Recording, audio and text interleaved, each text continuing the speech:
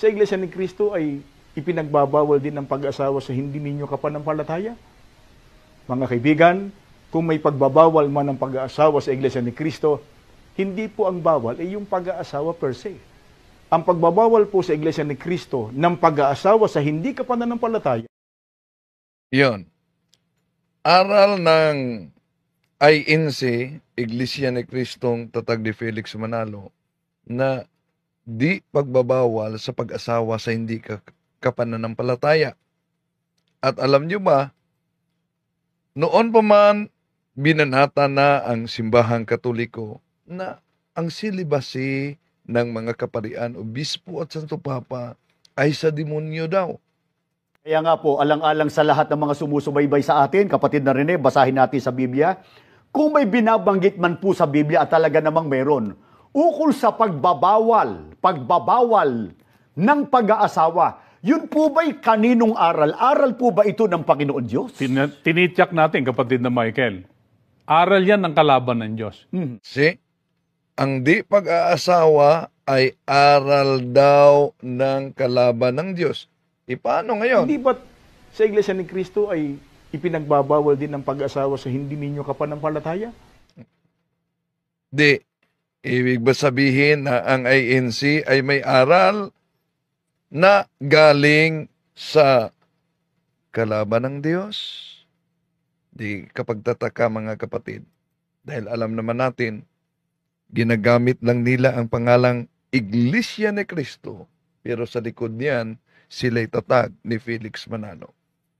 Ating tatalakayin ito, samahan ninyo ako. Kasi kamalingan, pag palaging inulit-ulit ay magmukha talaga ang katotohanan para sa ating mga kapatid na kulang ang kaalaman. Ang pagkadaya ay maranasan sa iba't ibang paraan.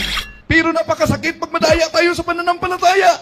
Dahil nanganib pati ang ating kaluluwa. Viva Cristo Rey! Pro Dio et Ecclesia!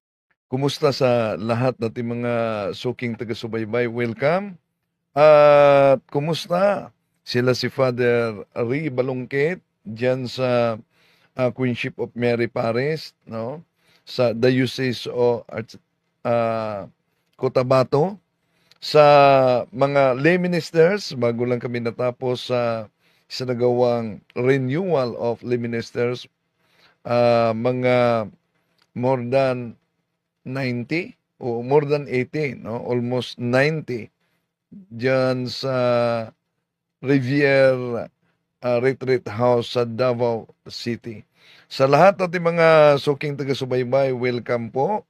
At bago tayo papasok sa punto por punto, mga kapatid, tatalakayin natin itong grabing banat ng INC noon pa man sa simbahang Katoliko.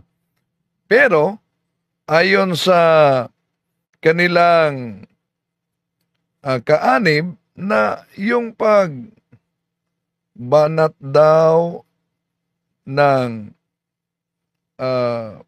INC ay upang lang gamiting content sila.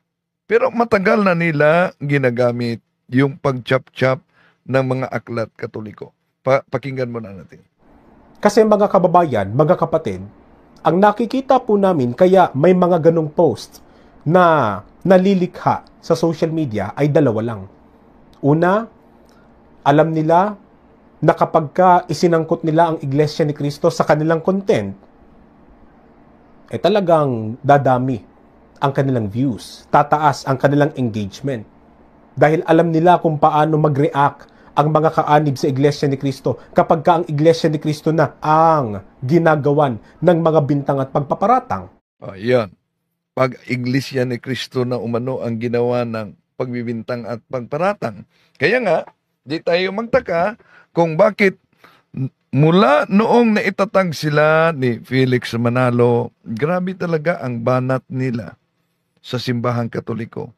Una, dahil alam nila na maraming mga Katoliko ang kahit nasa tunay na iglesyang tatag ng ating Panginoon Jesucristo, ang Iglesia Katolika na siyang tunay na Iglesia ni Cristo, maraming mga kapatid nating mga Katoliko na kulang ang kaalaman sa tunay na pananampalataya.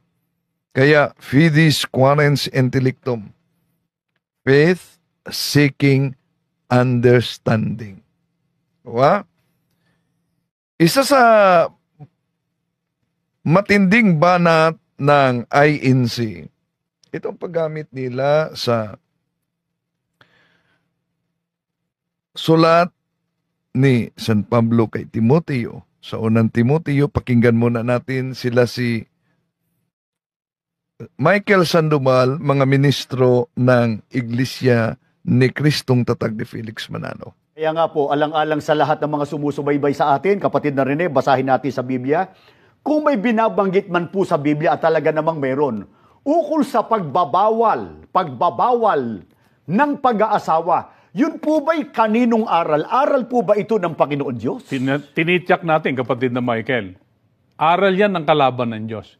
Kaya ang sumusunod sa aral na yan, ang sinusunod nila, ang kalaban ng Diyos. Ganitong nakasulat sa unang Timoteo 4:1 hanggang 3, ngunit hayag na sinasabi ng Espiritu na sa mga huling panahon, ang iba'y magsisitalikod sa pananampalataya at mga kikinig sa mga espiritong mapanghikayat at sa mga aral ng mga demonyo. Sa talata 3, na ipinagbabawal ang pag-aasawa at ipinag-uutos na lumayo sa mga lamangkati na nilalang ng Diyos upang tanggapin na may pagpapasalamat ng mga nagsisisampalataya at nangakakaalam ng katotohanan.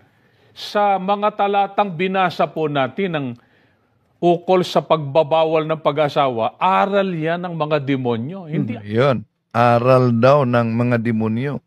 Paano ngayon? Di po ba sila din may aral na di mag-aasawa sa di ka pa ng palataya? Hindi ba't sa Iglesia ni Cristo ay ipinagbabawal din ang pag-asawa sa hindi ninyo kapanampalataya?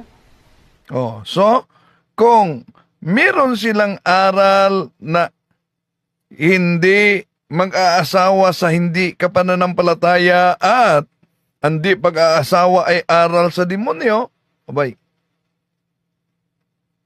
lilitaw na ang Iglesia Tatag ni Felix Manalo ay matatamaan sa doktrina na palagi nilang binabato sa Simbahang Katoliko. Di po ba? Acknowledge muna natin ang mga nag-comment ngayon. No? Si Jose, wag lang kayong magsalita ng masakit para sa ating mga kapatid. Ha? Si Johnny Limasag, si Rick, si Marisa Makahilos, si Rick, si Chado Kun, si Delphine Rabago, si Chado Kun, Julian Ho. Hello po, Brother Wendell. Kumusta po? Watching from New York. Hello, kapatid. Ingat kayo dyan.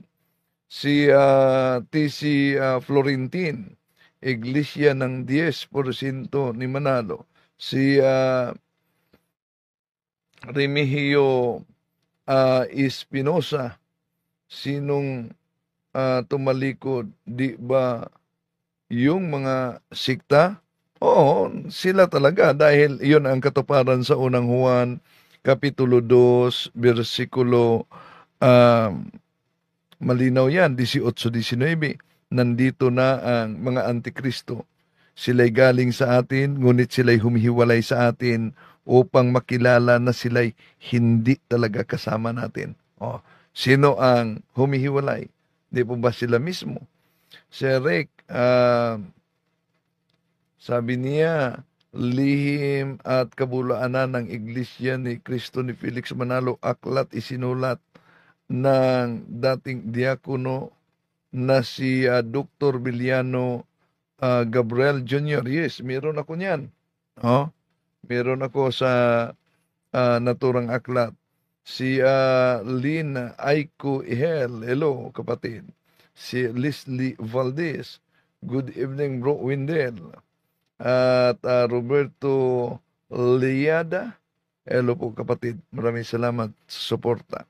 At sa ating mga kapatid yan sa pananampalataya at katuwiran, si Bini Borromeo sa Albay, Robert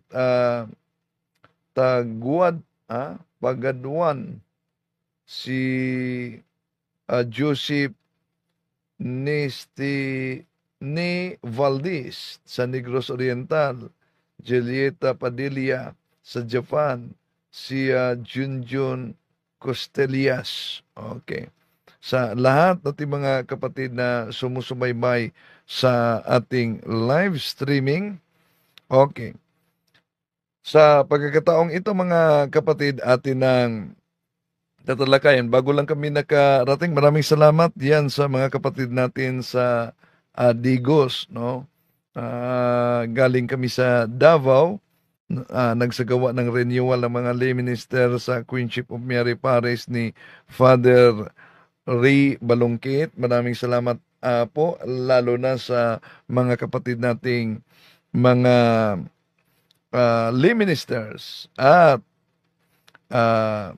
sabi ni Father Ray, kita-kita pa tayo dyan sa kanyang parokya sa Queenship of Mary. No? Kita-kita pa tayo dahil sa mga katikista at sa mga parokyano.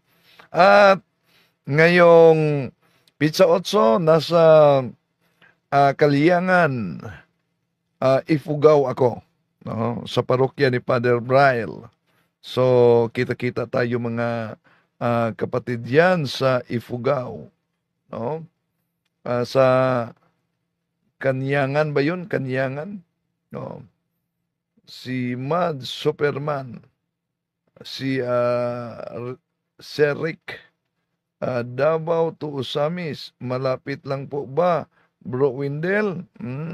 Davao to Usamis, kapatid, mga 8 oras ang biyahe po. No? Mas malayo, Davao going to Malaybalay, Bukidnon. Pero usually, dadaan na kami sa Davao going to Sultanaga di Mapuro, dadaan kami sa Cotabato. Yon ang mas madali kumpara sa Malaybalay, Bukidnon. Sa lahat nating mga kapatid na sumusubaybay sa ating live streaming, welcome po, Junjun Palto, Rosario Pulido, nagsubaybay sa atin dito. Tuloy natin mga kapatid sa pagkakataon ito, itong paggamit nila sa unang Timoteo kapitulo 4, ginagamit ito palagi ng INC sa pagtuligsa sa pananampalataya at ipaparis nila yung aklat na pananampalataya ng ating mga ninuno at siya ang inyong pakinggan ang aral katoliko, no? Para ipagtagpi-tagpi nila sa kanilang doktrinang imbento lamang ng tao upang ipalitaw na ang simbahang katoliko at out of context naman sila. Pakinggan muna natin. Balik, ha? Kaya nga po, alang-alang sa lahat ng mga sumusubaybay sa atin, kapatid na Rene, basahin natin sa Biblia. Kung may binabanggit man po sa Biblia at talaga namang meron, ukol sa pagbabawal ng pag-aasawa, yun po ba'y kaninong aral? Aral po ba ito ng Panginoon Diyos? Tinityak natin, kapatid na Michael. Aral yan ng kalaban ng Diyos. Kaya ang sumusunod sa aral na yan, ang sinusunod nila, ang kalaban ng Diyos. Ganitong nakasulat sa unang Timoteo 4:1 hanggang 3, ngunit hayag na sinasabi ng Espiritu na sa mga huling panahon, ang iba'y magsisitalikod sa pananampalataya at mga kikinig sa mga espiritong mapanghikayat at sa mga aral ng mga demonyo. Sa talata 3, na ipinagbabawal ang pag-aasawa at ipinag-uutos na lumayo sa mga lamangkati na nilalang ng Diyos upang tanggapin na may pagpapasalamat ng mga nagsisisampalataya at nangakakaalam ng katotohanan. Yon ang ginagamit nila na talata para banatan ang pananampalataya ng simbahang Katoliko lalo na sa celibacy. Acknowledge natin si Joy Sivan Cabasis, watching from Carmen Annex, Osami City. God bless sa lahat ng mga nanonood live na ito. Okay. Si Reader, hello po. Ako, as lang po, Bro Wendell, kailan po online blessing? Baka mamaya. Si Luz Biminda Piedad, baka mamaya may blessing si Father. Antabayanan ninyo, ha? Baka mamaya. Okay.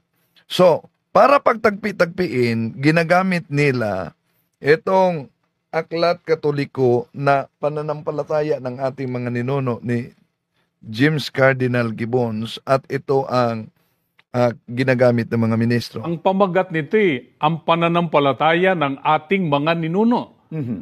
Ang aklat na ito ay sinulat ng Cardinal James Cardinal Gibbons. Siguro po, pinakamaganda, ipakita natin yung mismong larawan ng Cardinal doon sa first page nung nasabing aklat. Etong kanyang larawan, tinagalog po ito ni Rufino Alejandro.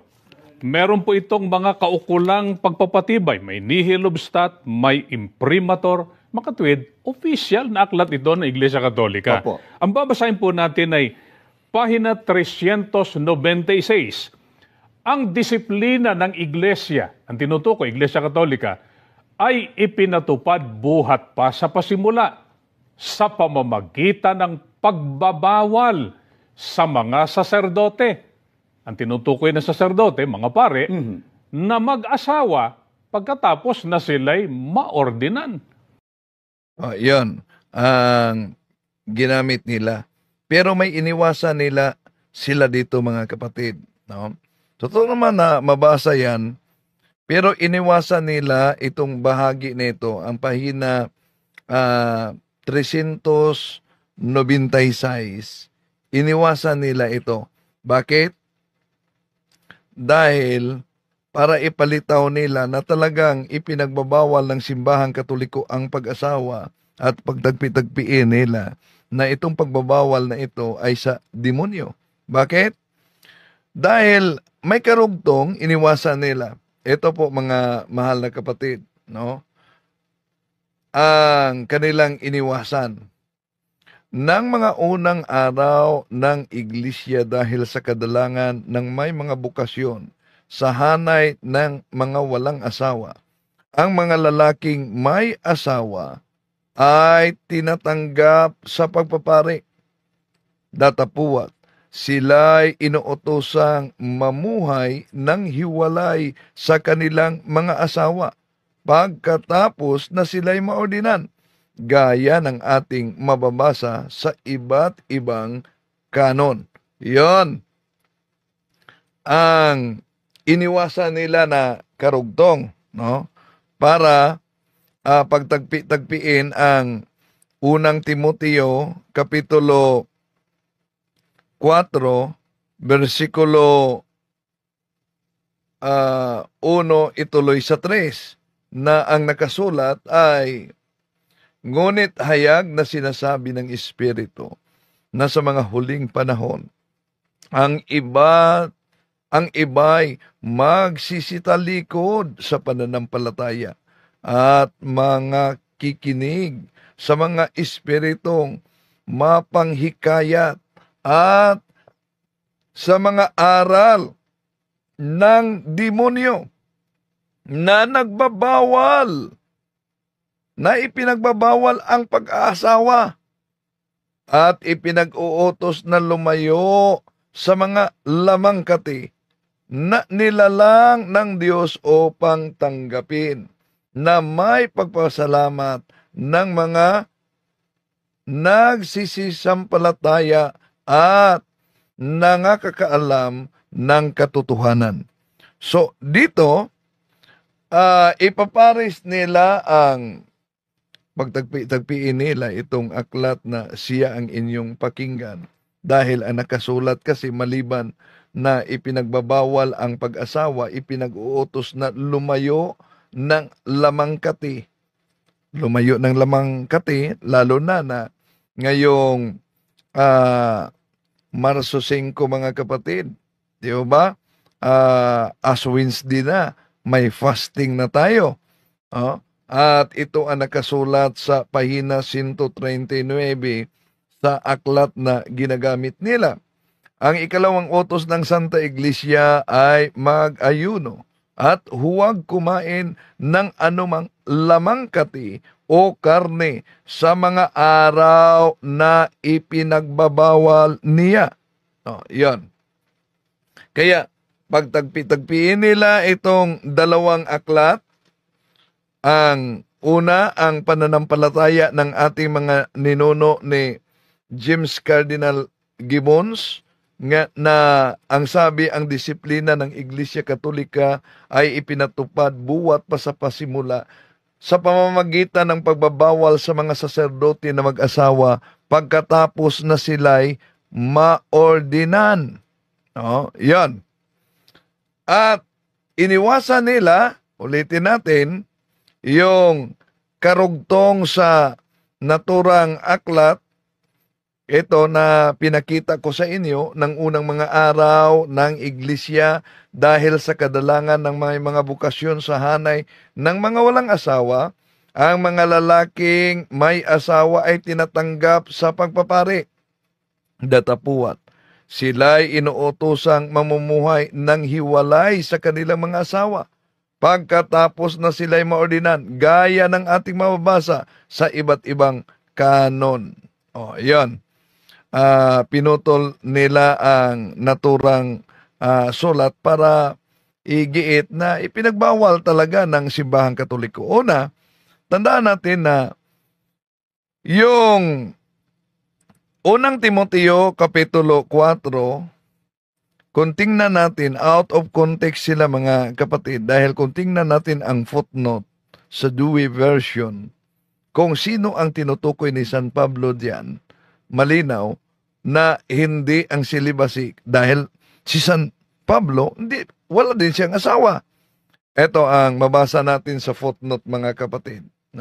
He speaks of the Gnostics, the Marcionites, the Incaritites, the Manichaeans, and other ancient heretics who absolutely condemn marriage and the use of all kind of meat, because they pretended that all flesh was from an evil principle, whereas the Church of God, so far from condemning marriage, holds it a holy sacrament, and forbids it to none but such as by vow have chosen the better part, and prohibits not the use of any meats whatsoever in proper times and seasons, though she does not judge all kind of diet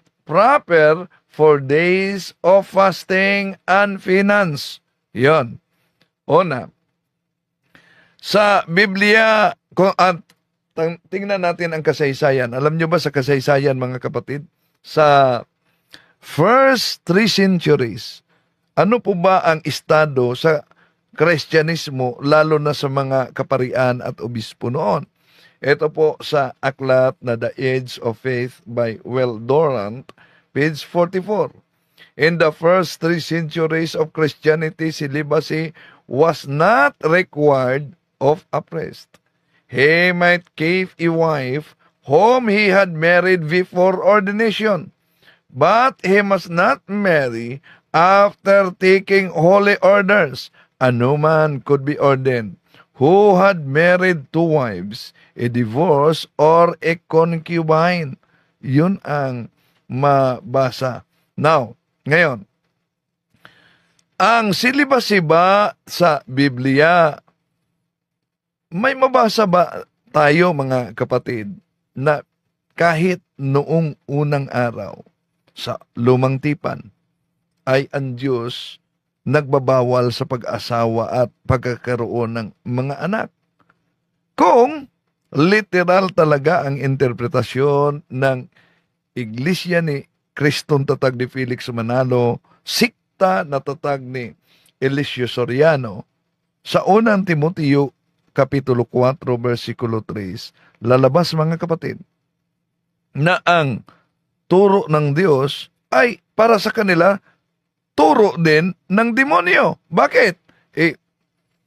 Kung sisilipin natin ang lumang tipan, Jeremiah chapter 16, verses 1 up to 2, ito ang mabasa natin. This message came to me from the Lord.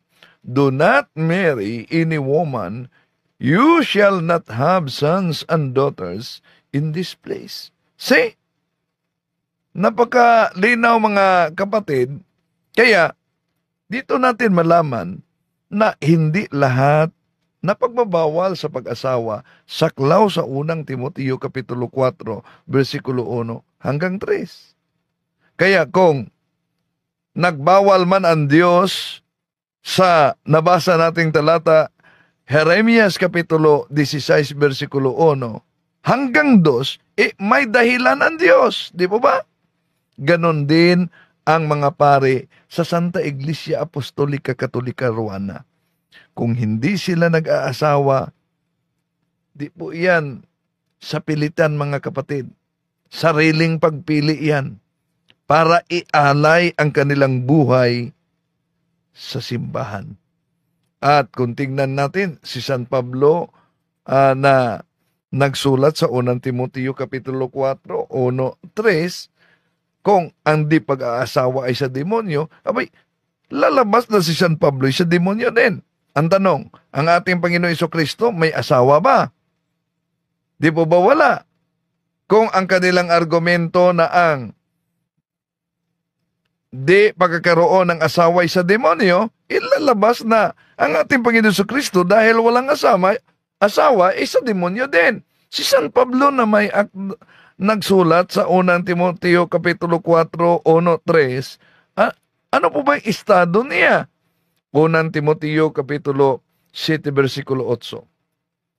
Ito naman ang masasabi ko sa mga walang asawa at sa mga byuda, mabuti pa sa kanila ang mananatiling walang asawa tulad ko. See?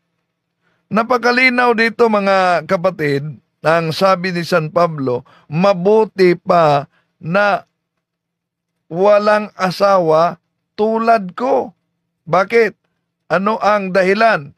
Ituloy natin mga kapatid ang mabasa sa unang Korinto Kapitulo unang Korinto Kapitulo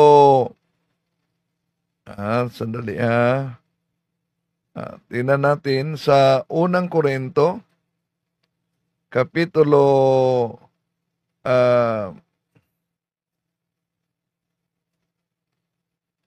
7. Okay, mag-adjust muna ako dahil di makita. Okay. Unang Korinto Kapitulo 7, versikulo 32-34. Ano po ba ang mabasa diyan? Ito ang mabasa mga kapatid. Pansinin niyo ang nakasulat, sabi ni San Pablo, nais kong mailayo kayo sa mga alalahanin sa buhay. Ang pinagkakaabalahan ng mga lalaking walang asawa ay ang mga gawaing ukol sa Panginoon, kung paano niya mabibigyan ng kaluguran ang Panginoon. Ngunit, kung ang pinagkakaabalahan ng lalaking may asawa ay ang mga bagay ng sanlibutang ito, kung paano niya mabibigyang kaluguran ang kaniyang asawa. Dahil dito, hati ang kaniyang malasakit.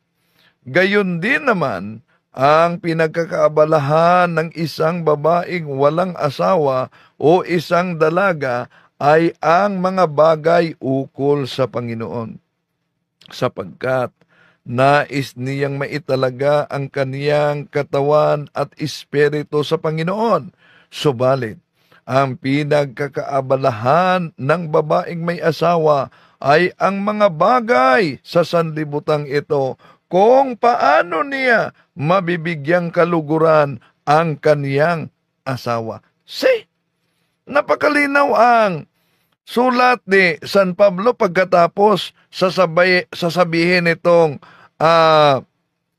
mga ministro na ang di pag-asaway sa demonyo at yung pag-ayuno, ibig sabihin, meron tayong fasting, meron tayong abstinence. Ang abstinence, yun pwede pagkain ng karne tuwing Biyernes sa buong taon. Nasa canon law natin yan. At lalo na sa Miyerkules, ngayong Miyerkules, no? Ash Wednesday. Pero, andi ba pagkain ng karne o lamang kati, mga kapatid, sa demonyo ba yan? Tingnan natin ang sabi ni San Pablo. Unang Korinto 8:13. Kaya nga, kung dahil sa pagkain ay itinutulak ko sa pagkakasala ang aking kapatid, hindi na ako kakain ng karne upang hindi siya magkasala.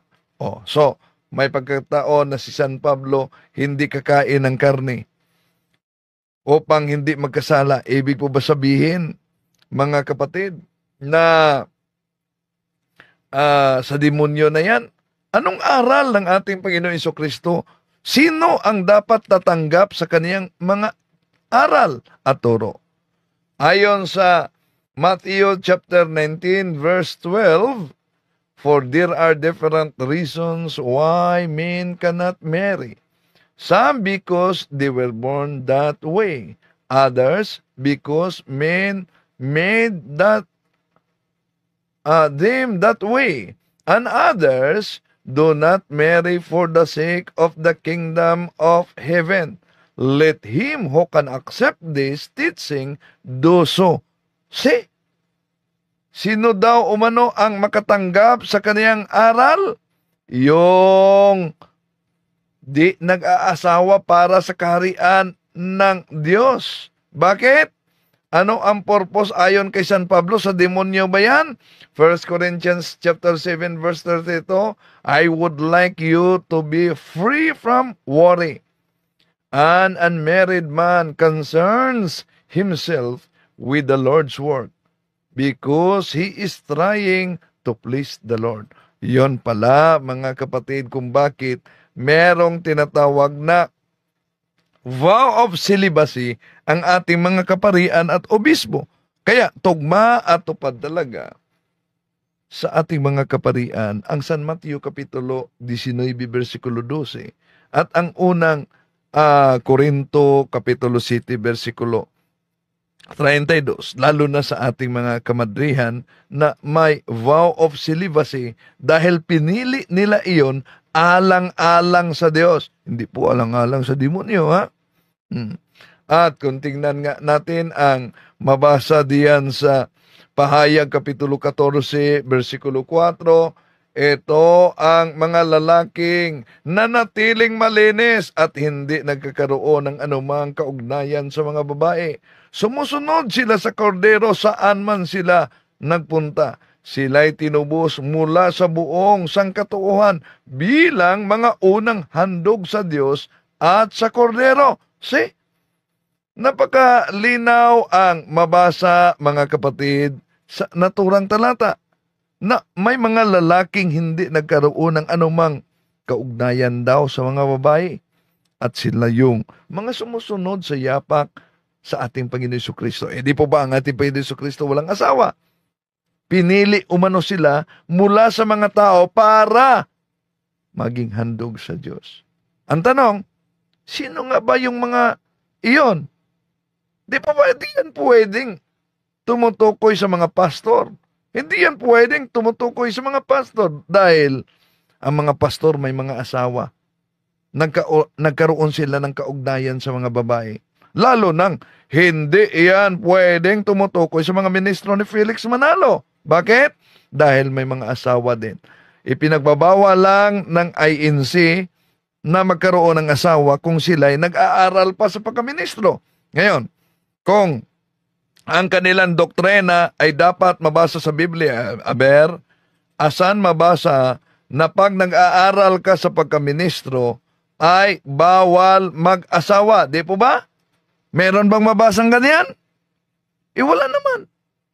So, kaya yung Pahayag Kapitulo 14, versikulo 4 na binasa natin mga mahal na kapatid, na ang nakasulat ay ito ang mga lalaking nanatiling malinis at hindi nagkakaroon ng anumang kaugnayan sa mga babae. Sumusunod sila sa kordero saan man sila magpunta. Sila'y tinubos mula sa buong sangkatuan bilang unang handog sa Diyos at sa mga kordero. At sa kordero. So, napakalinaw na ang mga itong tinutukoy, hindi ito mga pastor ng siktang tatag lamang ng tao. Hindi ito mga ministro sa siktang tatag ni Felix Manalo. Dahil sila may mga asawa. Saan yan tumutukoy? Walang iba. Kundi sa ating mga kaparian, mga kaobispuhan na may vow of celibacy. Di ba? Sila'y pinipili nila yan dahil sabi ni San Pablo na basa na natin, tandaan natin si San Pablo ay pare. Pare si San Pablo. No? At maliban na siya ay pare, tinawag siya ng ama sa pananampalataya. At maliban na siya ay tinatawag na ama ng pananampalataya, ayon sa unang mga taga-Korinto 7:8, ito naman ang masasabi ko sa mga walang asawa at sa mga biyuda, mabuti pa sa kanila na manatiling walang asawa tulad ko. Kaya mga mahal na kapatid, inaanyayahan namin kayong magsuri sa tunay na iglesia. Ang iglesyang iniwan ng iba't ibang mga siktang tatag lamang ng tao sa ating panahon ngayon. Alin po ba ang pipiliin ninyo? Ang Iglesia Katolikang siyang tunay na iglesyang tatag ng ating Panginoon Jesucristo o ang iglesyang tatag lamang ng tao? Dahil layunin talaga ng demonyo na mailayo ka sa tunay na iglesia. Dahil sa tunay na iglesia, nandito ang mga sakramento. Nandito ang Eucharistia, ang pagkain ng ating kaluluwa. Na kung di makakain ang ating kaluluwa sa Eucharistia, sa katawan at dugo ng ating Panginoon Jesucristo, Juan Kapitulo 6, 53, mga kapatid, 58,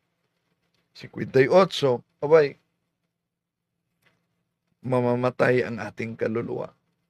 Ang dami ng mga kapatid natin na iniwan ang tunay na pananampalataya, katuparan sila sa unang Juan 2:18, nandito na ang mga antikristo, sila'y galing sa atin, ngunit sila'y humihiwalay sa atin upang makilala na sila'y hindi talaga kasama natin.